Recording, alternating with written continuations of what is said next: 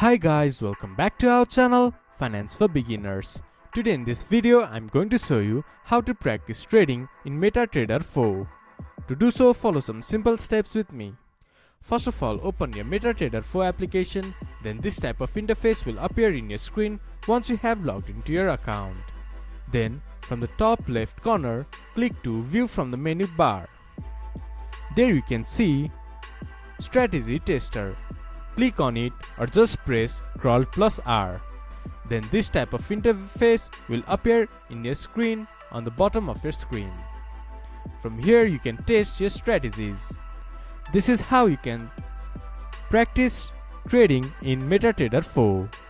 This much for today's video. If you guys find our video helpful, please leave a like and comment. And do not forget to subscribe our channel and hit the bell icon.